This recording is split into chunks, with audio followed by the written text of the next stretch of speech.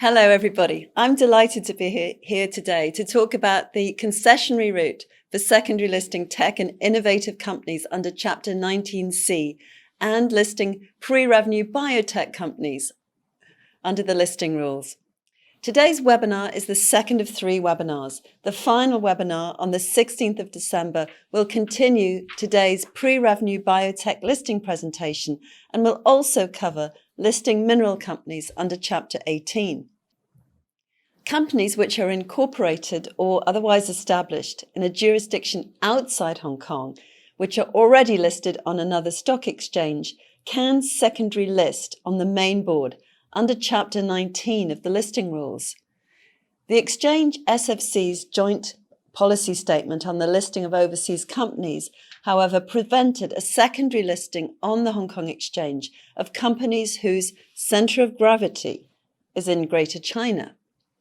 19C created a new concessionary route to secondary listing for Chinese tech companies in allowing innovative companies primary listed on a qualifying exchange to secondary list on the Hong Kong Stock Exchange.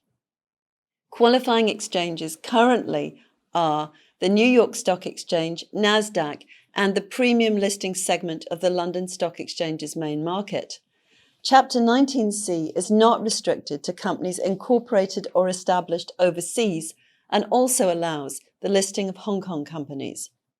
Chapter 19C has provided a major boost to the Hong Kong Stock Exchange as it has facilitated the so-called homecoming of Chinese tech companies, the secondary listing of US-listed Chinese tech stocks on the Hong Kong Stock Exchange. Chapter 19C allows Chinese companies in innovative sectors which are listed on the New York Stock Exchange, NASDAQ, and the professional segment of the London Stock Exchange to secondary list on the Hong Kong Exchange. Previously, this had not been allowed because of the provision in the joint policy statement which prevented them from listing under Chapter 19. The ongoing US-China trade tensions and US hostility to Chinese tech companies has cemented the trend. Alibaba's secondary listing on the Hong Kong Stock Exchange set off a trend in Chinese tech repatriations and was followed by the secondary listings of US-listed NetEase and JD.com in June 2020, raising $2.7 billion and $3.87 billion respectively. September saw a number of Hong Kong secondary listings of New York Stock Exchange listed companies with Yum China Holdings, operator of KFC, Pizza Hut and Taco Bell in China, raising $2.2 billion, Chinese delivery firm ZTO Express raising $1.27 billion, and drug developer Zylab Limited raising $766 million. A Greater China issuer is a company primary listed on a qualifying exchange with a centre of gravity in Greater China. That's a Chinese company primary listed on a qualifying exchange. In determining whether a company has its centre of gravity in Greater China, the stock exchange will take into account whether it's listed in Greater China, where it's incorporated, headquartered and registered for corporate and tax purposes, the location of its main business operations and assets, and of its central management and control, the nationality or country of residence of the company's management and controlling shareholder, and other relevant factors. Chapter 19C differentiates between grandfathered Greater China issuers, Chinese companies which primary listed on a qualifying exchange on or before the 15th of December 2017, and non-grandfathered Greater China issuers which primary listed on qualifying exchanges after the 15th of December 2017, which was the date the new board concept paper conclusions were published. In order to be considered eligible and suitable for secondary listing under Chapter 19C, the exchange normally requires a company to be an innovative company. The criteria for innovative companies are set out in paragraph 3.2 of Guidance Letter 9418 on suitability for secondary listing as a qualifying issuer under Chapter 19C, and are the same as those for weighted voting rights structured companies listing under Chapter 8A. Chapter 19C caters for secondary listings of large innovative companies, requiring applicants to have a market cap of at least 40 billion Hong Kong dollars at the time of secondary listing in Hong Kong, or a market cap of at least 10 billion Hong Kong dollars at listing, and revenue of at least 1 billion Hong Kong dollars for its most recent audited financial year. A different market capitalization requirement applies to non-Greater China issuers without a weighted voting rights structure, which requires a market cap of 10 billion Hong Kong dollars at the time of secondary listing in Hong Kong. Secondary listing applicants are also required to have a record of good regulatory compliance of at least 2 full financial years on a qualifying exchange. Companies which were primary listed on a qualifying exchange after the 15th of December 2017 are required to comply with Appendix 3 of the Listing Rules and Appendix 13 if they're incorporated in China, Bermuda or the Cayman Islands. These set out certain shareholder protection standards that are required to be included in the company's Articles of Association or equivalent documents. For example, that there can be no restrictions on share transfers and that shareholders should be able to remove a director by ordinary resolution in general meeting. Grandfathered Greater China issuers and non-Greater China issuers need not comply with Appendices 3 and 17, but are required to demonstrate to the exchange's satisfaction how applicable domestic laws, rules and regulations and their constitutional documents together satisfy key shareholder protection standards set out in Chapter 19C. A listing applicant may be required to amend its constitutional documents to provide equivalent shareholder protection standards.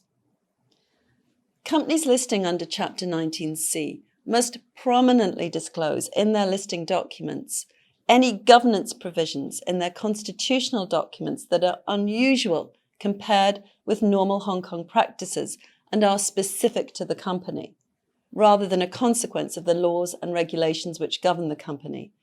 The disclosure has to cover how these provisions affect shareholders' rights. Examples of provisions which must be disclosed include poison pill arrangements and provisions imposing restrictions on quorums for board meetings. Guidance Letter 9418 also covers contractual arrangements or VIE structures, which are often used by companies operating in industry sectors that are subject to foreign ownership restrictions under Chinese law.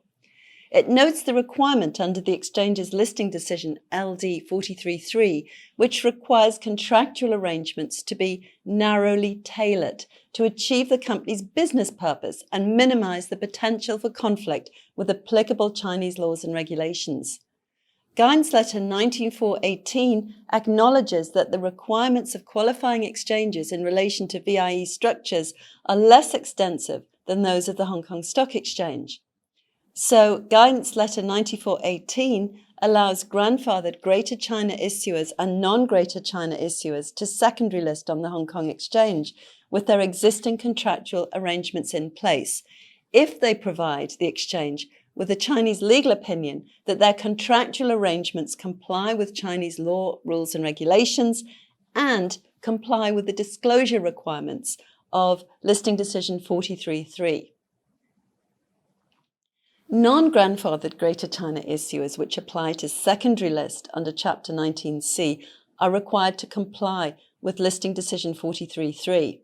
The guidance letter also makes reference to companies using their weighted voting rights to demonstrate their ability to comply with the provisions of China's Draft Foreign Investment Law of 2015. In particular, it says that companies should disclose the risk that its weighted voting rights may decrease and that may not be able to comply with the Chinese Foreign Investment Law as a result.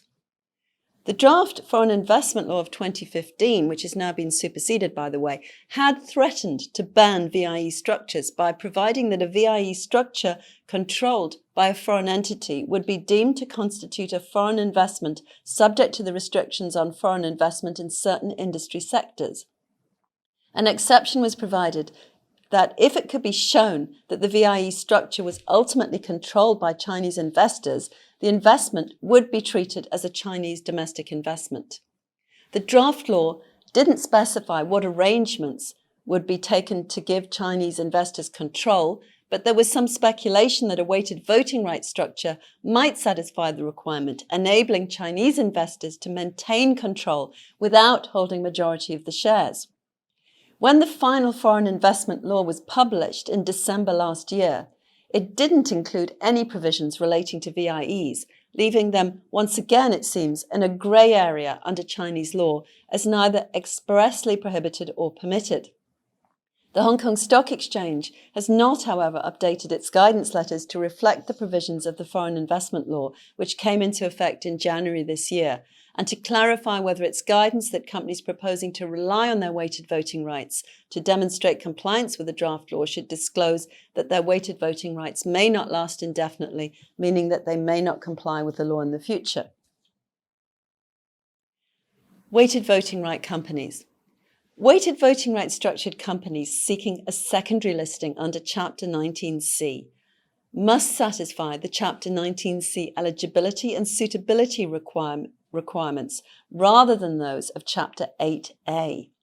However, a non-grandfathered Greater China issuer seeking secondary listing under Chapter 19C has to make sure that its weighted voting rights structure complies with the primary listing requirements under Chapter 8A, including ongoing weighted voting rights safeguards and disclosure requirements.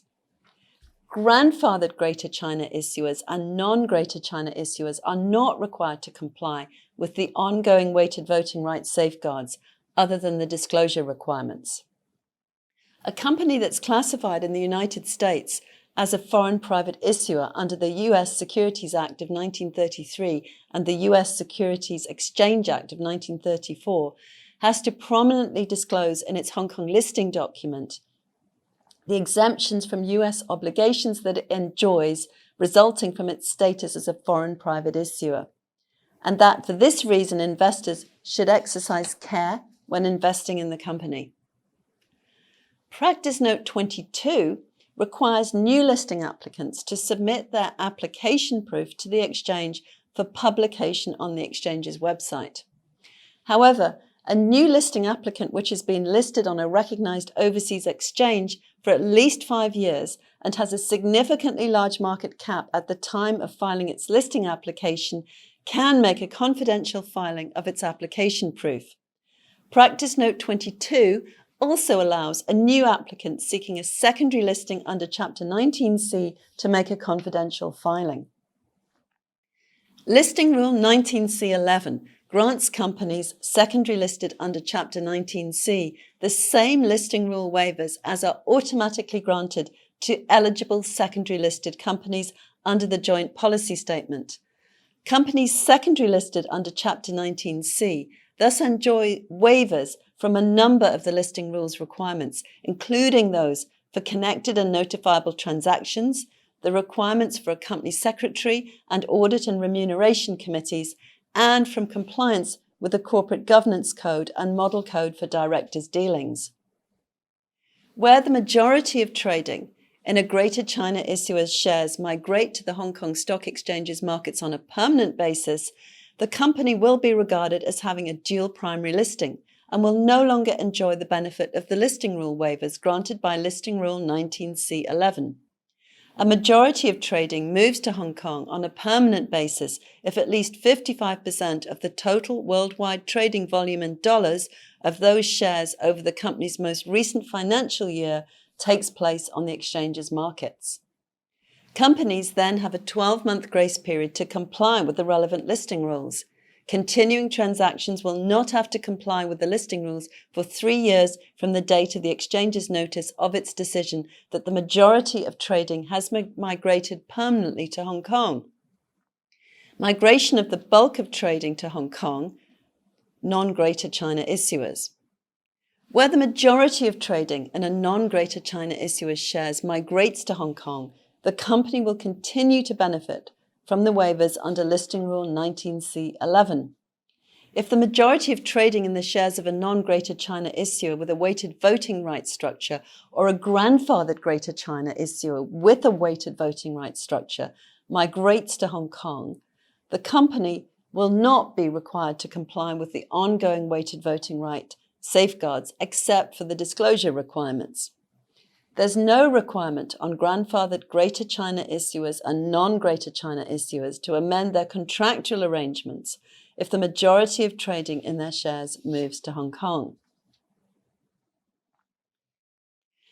The increased importance of tech sector companies to the Hong Kong market was reflected in the launch of the Hang Seng Tech Index on the 27th of July 2020 to track the 30 largest Hong Kong-listed tech stocks, including Alibaba, Tencent, Xiaomi, and Meituan Dianping.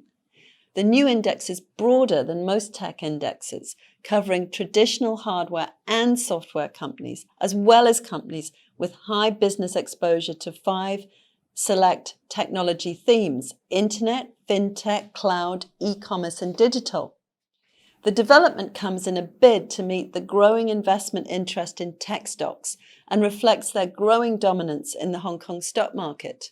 The new tech index would have risen 36.2% in 2019 and 35.3% in the first half of 2020, according to the index's compiler. The move follows the Shanghai Stock Exchange's launch of the Star Market 50 Index on the 23rd of July 2020, which tracks the 50 major stocks on the Shanghai Stock Exchange Science and Technology Innovation Board, which we know as STAR. The constituency of the Hang Seng Tech Index will be reviewed quarterly. A fast entry rule also allows sizable newly listed tech companies to be included in the index if the company's market cap ranks among the top 10 existing constituents at the market close on its first trading day. The top 10 constituents by weighting on launch included Alibaba, Tencent, Meituan Dianping, Xiaomi, and 3 healthcare-focused tech companies: Sunny Optical, Ali Health, and PA Good Doctor. The IT industry, however, dominates with a 68.3% weighting distribution, followed by industrials 12.2% and healthcare 9.1%. It's expected that the new tech index will provide opportunities for fund managers to introduce exchange-traded funds tracking it. 2 ETFs tracking the Hang Seng Tech Index have already been launched by Chinese asset management companies offering international investors exposure to Hong Kong-listed Chinese tech stocks. The CSOP Hang Seng Tech Index ETF was launched on the 28th of August 2020 and broke the exchange's record for the highest turnover on an ETF's listing day, registering inflow of over 3 billion Hong Kong dollars. Hang Seng Investment Management has also launched a Hang Seng Tech Index ETF. Alibaba Group and Xiaomi Corporation were also officially included in the Hang Seng Index on the 7th of September 2020, reflecting the growing dominance of Chinese tech companies on Hong Kong's traditionally finance-heavy index. Alibaba and Xiaomi are the first 2 companies with a weighted voting rights structure to join the Hang Seng Index. As Chinese companies listed in the US come under increased regulatory scrutiny, China's Nasdaq-style tech boards in Shanghai and Shenzhen provide alternative venues for businesses to raise capital, one which the companies are less likely to fall foul of regulators. Opened in July 2019 amidst the trade war with the US, the Shanghai Star Board was established as a part of China's broad strategy to attract local startups and tech unicorns such as Ant Group to launch IPOs domestically. As of the 9th of September this year, there were in total 172 companies listed on Star. According to data, as of the 3rd of August 2020, companies have raised $19.4 billion through listing on Star, second to Nasdaq's $29.4 billion and narrowly surpassing the Hong Kong Exchange's $18.6 billion. Rather than the traditional approval-based IPO system used on the Shanghai and Shenzhen main boards, Star implements a more market-oriented registration-based system under which companies seeking IPOs will no longer require pre-IPO approval from the CSRC. The market will decide on the pricing and timing of new share sales. The registration system will significantly reduce the listing process from years to a few months, boosting market efficiency.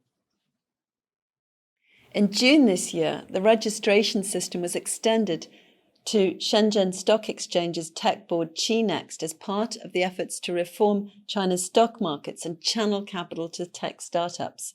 The first batch of 21 companies registered for listing on ChiNext under the registration system started on the 24th of August 2020, including software maker Tansun Tech, Academy of Environmental Planning and Design, and the digital equipment maker Shenzhen Jiamei Tech Corp.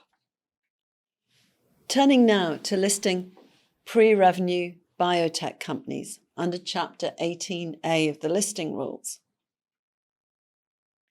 As I mentioned earlier, in the 2 years since Chapter 18A of the Listing Rules was introduced to allow pre-revenue biotech companies to list on the Hong Kong Exchange, the exchange has become the world's second largest and Asia's largest funding hub for biotech companies.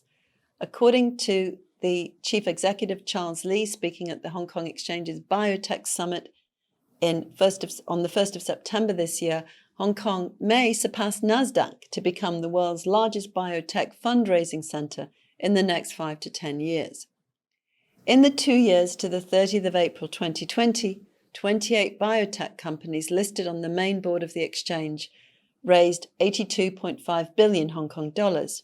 16 of these were pre-revenue biotech companies, which listed under Chapter 18A, raising 39.7 billion Hong Kong dollars, 6.7% of the IPO funds raised in Hong Kong during that period. Chapter 18A provides for the listing of biotech companies which can't meet the main board's financial eligibility tests under Listing Rule 805, which act as a bar to listing biotech companies whose R&D costs typically mean that they do not make profits for some time. Biotech companies which can satisfy the tests are required to list under the usual listing rules. Chapter 18A was introduced to list the Chinese biotech companies which couldn't meet the financial tests for listing, which, prior to its introduction, listed on NASDAQ. The 21 Chapter 18A biotech companies which have listed in Hong Kong are all based in China, except Sinomab Bioscience, a clinical stage biopharmaceutical company that creates and develops therapeutic antibodies, which is based in Hong Kong. There are several dual-listed biotech companies, of which NASDAQ-listed Beijing was the first to dual-list in Hong Kong, raising 903 million Hong Kong dollars.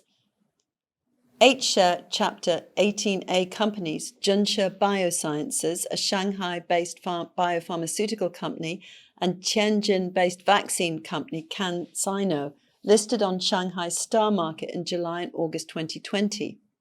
Shanghai Henlius Biotech, another 8-share company listed under Chapter 18A, is also reported to be considering a listing on the Star Market.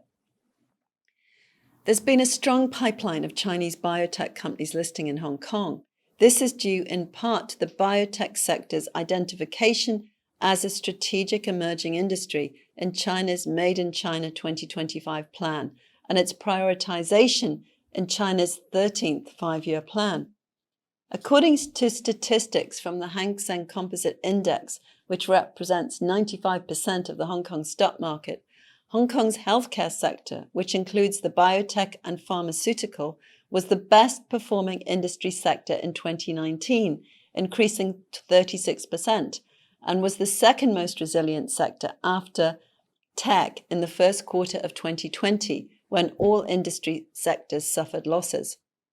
If anything, the attractiveness of biotech's IPOs to investors has increased during the COVID-19 pandemic. 7 Chapter 18A IPOs launched in 2020 during the pandemic, and all of them were oversubscribed. The retail tranches of Ocumension Therapeutics and Peijia Medical were oversubscribed 1,896 times in one case and 1,184 times for Peijia. Hong Kong's biotech IPOs under Chapter 18A since April 2018. Let's look at that now. As can be seen from the chart on the slide, there's been a steady stream of biotech companies listing under Chapter 18A since its implementation in April 2018. such as BeiGene, a biopharma company focusing on developing drugs for the treatment of cancer, which listed in August 2018, raising 2.1 billion Hong Kong dollars. The most recent listing was of Immunotech Biopharm in July of this year, raising 550 million Hong Kong dollars. The company develops and produces cellular immunotherapy products.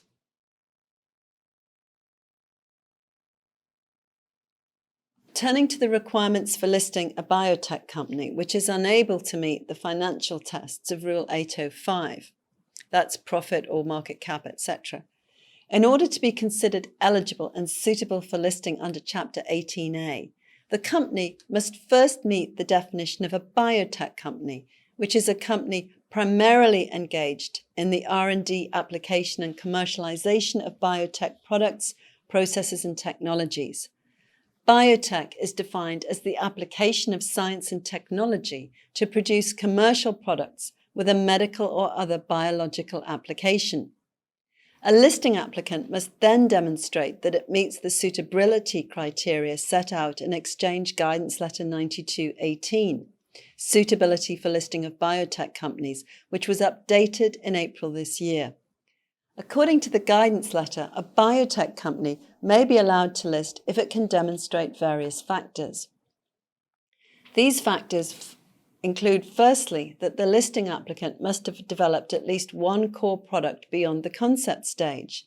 A core product will be regarded as having been developed beyond the concept stage if it has met the developmental milestones specified for the type of product set out in Guidance Letter 92/18. For core products that are new pharmaceutical small molecule drugs, the listing applicant must first demonstrate that it has completed Phase 1 clinical trials. Phase 1 clinical trials are trials on human subjects categorized as Phase 1 by the US Food and Drug Administration, or an equivalent process designated by another competent authority. The competent authorities recognized by the Hong Kong Exchange at the moment are the FDA, the China Food and Drug Administration, and the European Medicines Agency. For core products that are pharmaceutical, small molecule drug products, which are based on previously approved products, for example, the 505(b)(2) application process of the US FDA, the listing applicant has to demonstrate that it has successfully completed at least one clinical trial conducted on human subjects, and that the relevant competent authority has not objected to it commencing Phase 2 or later clinical trials. For an in-licensed or acquired core product, the listing applicant must have completed at least one clinical trial regulated by the relevant competent authority on human subjects since the in-licensing or acquisition.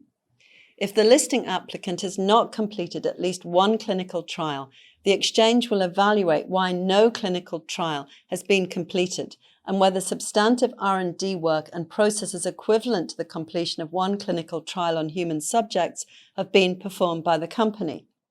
Administrative processes are not recognized as substantive R&D work and processes.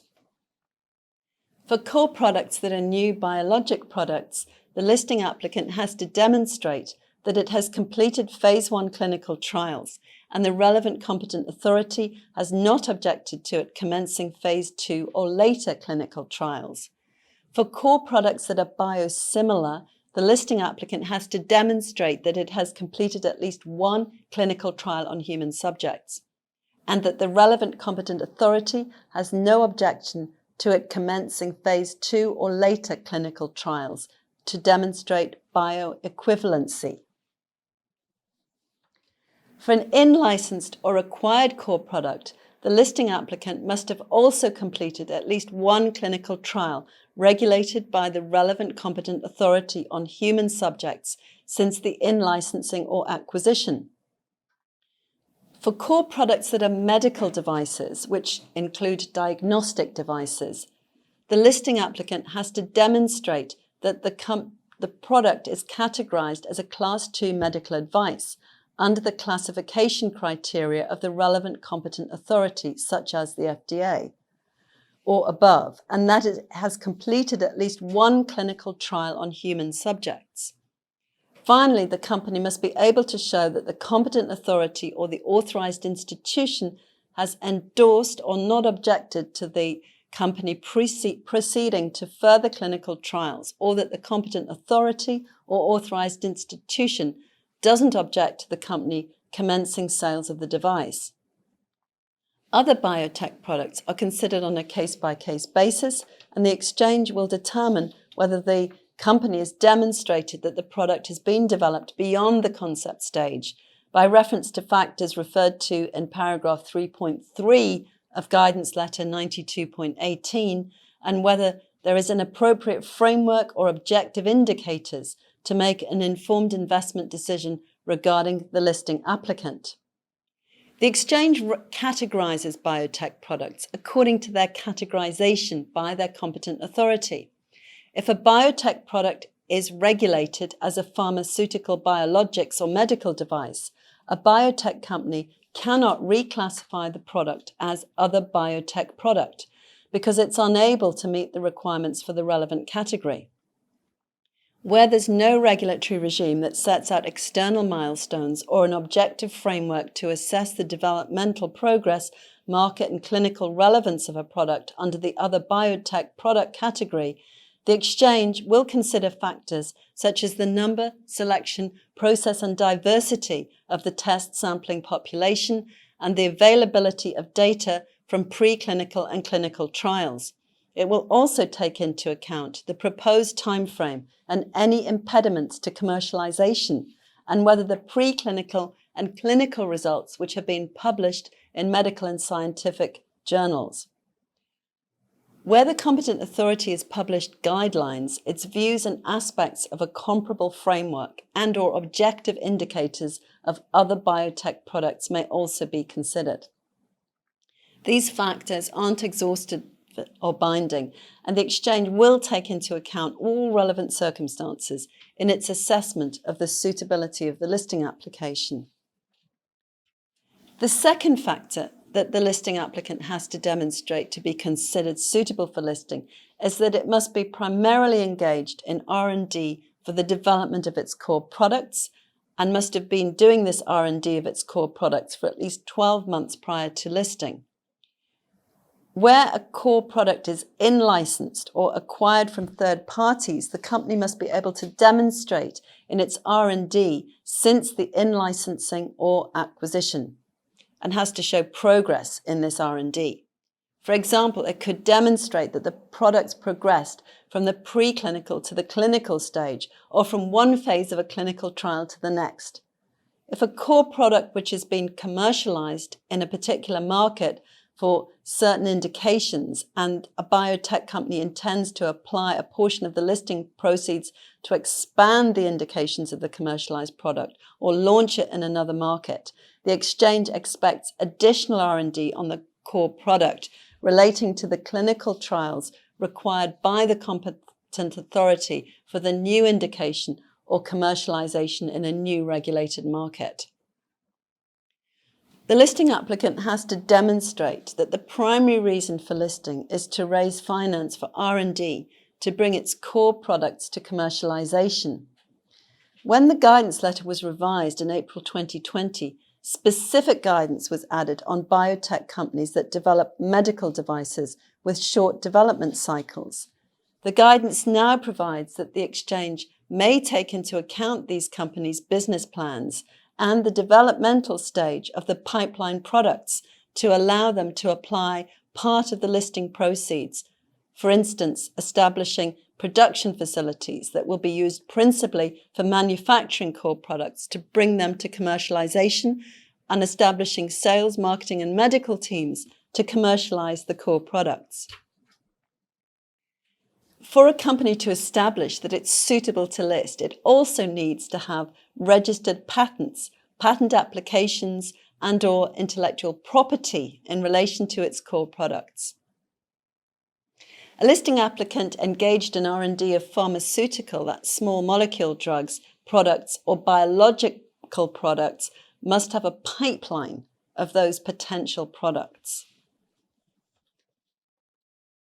To be considered suitable for listing, a Chapter 18A applicant must also demonstrate that it has previously received meaningful third-party investment, which is more than just a token investment from at least one sophisticated investor at least 6 months before the proposed listing.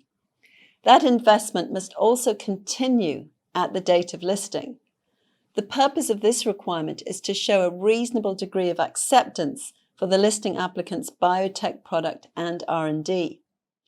In the case of a spin-off listing from a parent company, the exchange may not insist on compliance with this requirement, where the applicant can otherwise demonstrate a reasonable degree of market acceptance for its R&D and biotech product.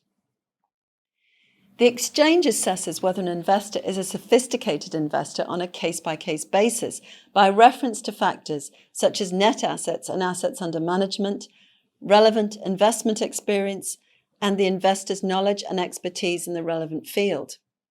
The Biotech Guidance Letter, paragraph 3.2G1, gives examples of sophisticated investors, which include dedicated healthcare or biotech funds and funds with a division or department investing in the biopharmaceutical sector, major pharmaceutical or healthcare companies and their venture capital funds, and investors, investment funds, and financial institutions with assets under management of at least 1 billion Hong Kong dollars.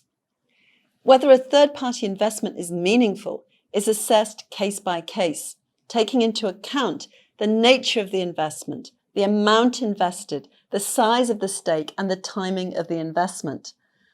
As an indicative benchmark, the exchange typically considers an investment to be meaningful if, for a listing applicant with a market cap of between 1.5 and 3 billion Hong Kong dollars, the investment amount is equivalent to at least 5% of the company's issued share capital on listing. For a company with a market cap of between 3 and 8 billion Hong Kong dollars on listing, the investment amount would need to be at least 3% of its issued share capital on listing.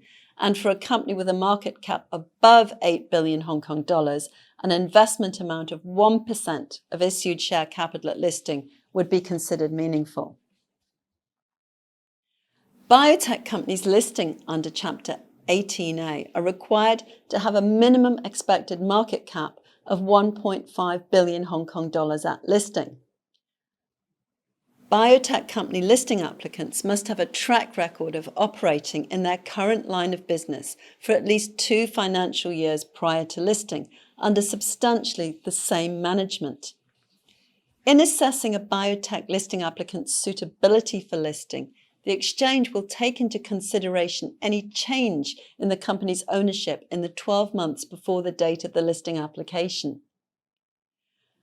A biotech company must have working capital available to cover at least 125% of the group's costs for at least 12 months from the date of publication of the listing document, after taking into account the IPO proceeds. These costs should consist substantially of general administrative and operating costs, including production costs and R&D costs. The exchange expects a substantive proportion of the IPO proceeds to be applied to these costs. The rules on the ability of a listed applicant's existing shareholders to invest in its IPO are different for Chapter 18A for other companies. Biotech companies, for the existing shareholders of companies listing under the general listing rules. This is because the pre-revenue biotech companies which list under Chapter 18A are expected to have significant ongoing funding needs to bring their core products to commercialization. Guidance Letter 9218 recognizes this and the fact that the existing shareholders of biotech listing applicants may wish to continue to participate in the company's fundraisings to prevent their shareholdings being diluted. The existing shareholder conditions which normally apply where a listing applicant's existing shareholders or their close associates participate as cornerstone investors or as placees in the applicant's IPO under Guidance Letter 18516 don't apply to biotech companies listing under Chapter 18A. Guidance Letter 9218 says that given the expected funding needs of biotech companies and the important role played by their existing shareholders in providing funding, existing shareholders are allowed to participate in a biotech company's IPO, provided that the company complies with the public float requirements of Listing Rule 8081 and Listing Rule 18A07. 18A07 requires that shares with a market cap of at least 375 million Hong Kong dollars are held by the public at the time of listing. Any shares subscribed by the company's existing shareholders at the time of listing and any shares allocated to cornerstone investors are not regarded as publicly held for the purpose of Rule 18A07. Cornerstone investors are defined as investors in a listing applicant's IPO who are given a guaranteed allocation of shares irrespective of the final offer price. Provided a listing applicant can meet this requirement, cornerstone investors and existing shareholder subscriptions can be included in determining the company's public float under Listing Rule 808, provided that they're not core connected persons of the company or otherwise are not recognized as members of the public under Listing Rule 824. As the existing shareholder conditions of Guidance Letter 8516 don't apply to a pre-revenue biotech company listing, an existing shareholder holding less than 10% of its shares can subscribe for shares in its IPO, either as a placee or a cornerstone investor. If the existing shareholder subscribes as a placee, the listing applicant and the sponsor must confirm that no preference was given to the shareholder in making the allocation, and if the shareholder subscribes as a cornerstone investor, confirmation has to be given by the company and the sponsor that the only preference given was that of assured entitlement at the IPO price, and that the terms of the existing shareholder's acquisition are substantially the same as those of the other cornerstone investors. Under an update to Guidance Letter 9218 made in April this year, an existing shareholder holding 10% or more of a biotech listing applicant's shares can subscribe in the IPO as a cornerstone investor, but not as a placee. The Guidance Letter updates also allow an existing shareholder with a contractual anti-dilution right to exercise this right and subscribe for shares in the IPO in accordance with the existing requirements in relation to special rights of pre-IPO investors under Guidance Letter 4312. A further revision to Guidance Letter 9218 provides that where IPO shares will be allocated to a biotech company's core connected persons, the listing applicant should apply for a waiver from Rule 909, which prevents the listing applicant's core connected persons from dealing in the securities for which listing is sought. According to the guidance letter, a Rule 909 waiver will normally be granted by the Hong Kong Stock Exchange in these circumstances. Guidance Letter 9218 also requires pre-revenue biotech companies to give compelling reasons if they wish to change the minimum public subscription requirement under Practice Note 18 to the listing rules. The exchange will consider requests for modifying the minimum public subscription required on a case-by-case basis. Listing documents for pre-revenue biotech companies. These are required to include an accountant's report covering 2 financial years, rather than 3 financial years, which is the general requirement under Listing Rule 404. So that brings us more or less to the end. So thank you for joining us today. As I mentioned earlier, this is part 2 of a 3-part webinar series. Part 3 will be on the 16th of December and will continue the discussion of listing pre-revenue biotech companies before turning to a discussion of listing mineral companies on the Hong Kong Stock Exchange. You're most welcome to join us. You can find the link to register on our website. And for those of you who have already registered, see you on Wednesday. So thank you and have a great evening.